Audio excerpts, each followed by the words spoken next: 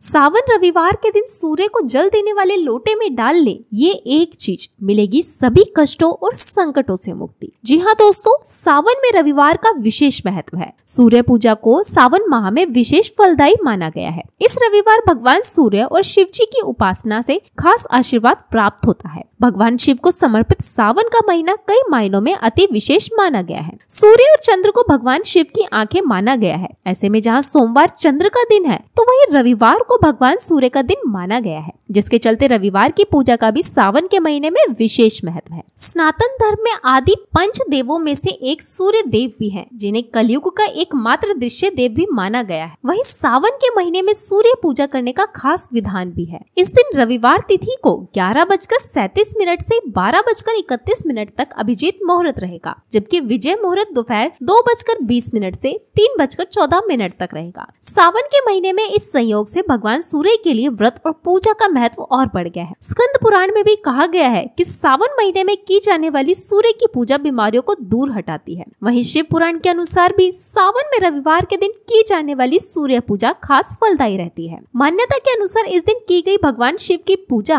भक्तों को विशेष लाभ प्रदान करती है। यह ये बात भी जान ले कि शिव पुराण के अनुसार सूर्य भगवान शिव का नेत्र है। ऐसे में सावन माह के रविवार को भगवान सूर्य और भगवान शिव की उपासना खास मानी गई है। मान्यता है कि इस दिन की जाने वाली पूजा से सुख, अच्छी सेहत, काल के भय से मुक्ति और शांति का वरदान प्राप्त होता है। तो दोस्तों, वीडियो में आगे बढ़ने से पहले अगर आप भी सावन के महीने में भगवान सूर्यदेव की कृपा अपने जीवन में पाना चाहते हैं, तो वीडियो को लाइक करके चैनल को सब्सक्राइब करें और कमेंट में जय सूर्यदेव और ओम नमः शिवाय का जयकारा जरूर लगाएं। तो दोस्तों, सूर्यदेव को जल अर्पित करना बहुत आवश्यक है। मतलब जब हम प्रातःकाल उठते हैं, सबसे पहले सूर्यदेव के दर्शन हमें करने चाहिए। आप बिना स्नान किए भी मात्र सूर्यदेव के दर्शन करें। जहाँ से भी आपके घर के पास से सूर्यदेव दिखाई दे रहे हो तो भी, और नहीं दिखाई दे रहे हो तो आप छत से जाकर सूर्यदेव को देखें और उन्हें प्रणाम करें। उगते हुए सूर्य के दर्शन करने से, उनको प्रणाम करने से, नमस्कार करने से आपके जीवन की बहुत सारी समस्याओं से आपको तुरंत मुक्ति मिल जाती है। और आपको जल जरूर अर्पित करना चाहिए, लेकिन जल अर्पित करने से पहले स्नान करना जरूरी होता है। अब जल कैसे अर्पित करना चाहिए जिससे कि आपके जीवन की तमाम तरह की परेशानियों से आपको मुक्ति मिल जाए? तो अगर आपके विवाह में कोई बाधा आ रही है, मनचाहा विवाह चाहते हैं, मनचाहा जीवन साथी अगर आप चाहते हैं और कर्ज में डूबते चले जा रहे हैं, धन का अभाव हो रहा है, व्यापार आपका नहीं चल पा रहा है, या फिर आपके संतान में कोई बाधा आ रही है, किसी भी प्रकार की आपकी कोई भी समस्या है, वो अगर आप सूर्यदेव को जल अर्पित करते समय कुछ विशेष बातों का ध्यान रखें तो बहुत ही शीघ्र आपकी समस्याओं से आपको छुटकारा मिल जाता है। सूर्यदेव को जल अर्पित करने से सरकारी नौकरी में आ रही सभी बाधाएं दूर होती है। हमारा सूर्य जब मजबूत होता है तो हमें समाज में मान प्रतिष्ठा की प्राप्ति कराता है, सम्मान की प्राप्ति कराता है, आत्मविश्वास बढ़ाता है और मन मजबूत होता है, जिससे कि हम जीवन के हर क्षेत्र में सफलता प्राप्त करते चले जाते हैं। वहीं किसी भी प्रकार का डर हमारे मन में नहीं रहता है। आत्मविश्वास से हमारा मन भरपूर हो जाता है। सूर्यदेव को जल अर्पित करना बहुत आवश्यक। मतलब हर रोज आप स्नान के बाद जल तो जरूर अर्पित कीजिए। किस तरह से आप जल अर्पित करें जिससे कि आपके जीवन की समस्याएं दूर हो,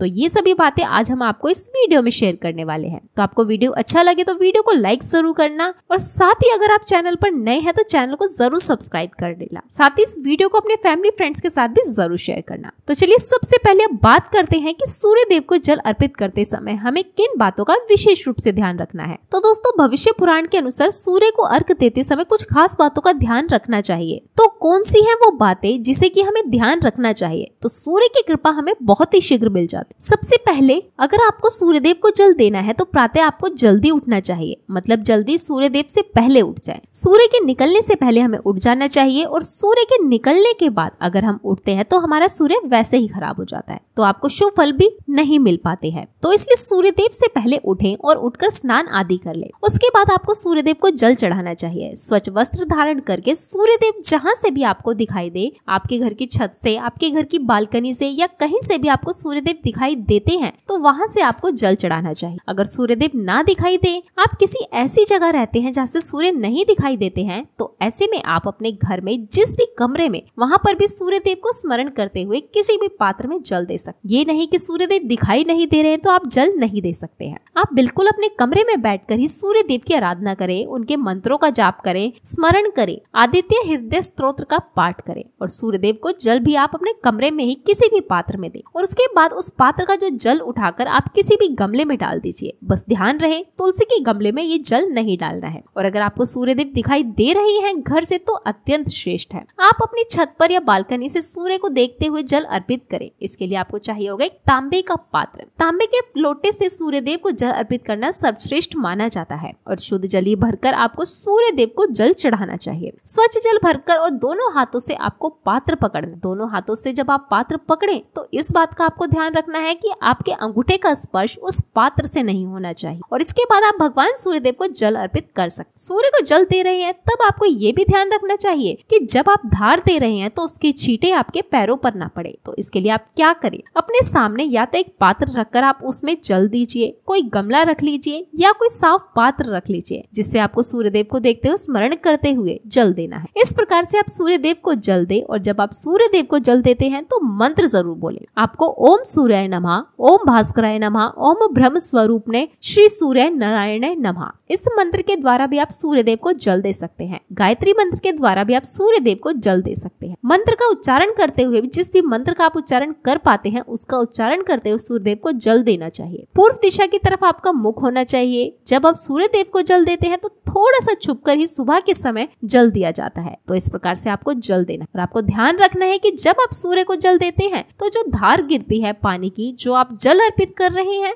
उसके बीच से जो सूर्य की किरणें आती हैं उसको देखिए और उसे देखते हुए आपको जल देना चाहिए। जल देने के बाद आपको परिक्रमा अवश्य करनी चाहिए। जब भी आप सूर्यदेव को जल अर्पित करते हैं उसके बाद आपको परिक्रमा करनी। आप चाहे तो एक परिक्रमा भी कर सकते हैं, चाहे तो 3 परिक्रमा भी कर सकते हैं। भगवान सूर्य मंत्रों का जाप करें। जिस जगह पर खड़े हैं उसी जगह पर आपको 1 या 3 बार परिक्रमा करनी है। भविष्य पुराण कहता है कि सूर्यदेव का ध्यान करते हुए अगर आप परिक्रमा करते हैं तो समस्त प्रकार की परेशानियां आपके जीवन से समाप्त हो जाती हैं और सभी प्रकार की इच्छाएं भगवान सूर्यदेव उस व्यक्ति की पूर्ण करते हैं जो सूर्यदेव को जल अर्पित करने के बाद परिक्रमा करता है। तो इस तरह से आपको ध्यान रखना है, जल देते समय बहुत ही सावधानी से आपको सूर्यदेव को जल देना है और आपको ध्यान रखना है कि आप सुबह सूर्योदय से पहले उठ जाएं और स्नान करने के बाद उगते हुए सूर्य को जल दें। तो ये सबसे श्रेष्ठ रहेगा। और जब आप जल चढ़ा रहे हो पैरों में जूते चप्पल बिल्कुल नहीं होने चाहिए, लेकिन आप चाहे तो अपने पैरों के नीचे एक आसन रख सकते हैं जिससे कि आपका सीधा स्पर्श जमीन से ना हो। अगर आप रखना चाहे तो रख सकते हैं, नहीं रखना चाहते तो कोई बात नहीं, लेकिन अगर आपके पैरों के नीचे आसन होगा तो ज्यादा अच्छा होगा। लेकिन आप नंगे पैर हैं, चप्पल या जूते नहीं पहने हैं, चप्पल जूते पहनकर जल नहीं देना होता है। जल चढ़ाते वक्त आपको ध्यान रखना है कि वो पानी जो आ रहा है उसका स्पर्श आपके पैरों में ना हो। और अगर आप जल चढ़ा लेते हैं उस जल का स्पर्श मतलब जो जल आपने चढ़ाया है नीचे धरती पर है वहां से आपको अपनी 2 उंगलियों से जल लेना है और अपने मस्तक पर, अपने हृदय पर लगाना है। इस तरह से आपको सूर्यदेव को जल अर्पित करना है और उनकी आराधना करनी है। तो दोस्तों उम्मीद करते हैं कि आपको सारी जानकारी अच्छे से समझ आ गई होगी। अगर वीडियो अच्छा लगे तो वीडियो को लाइक और चैनल को सब्सक्राइब जरूर करें। धन्यवाद।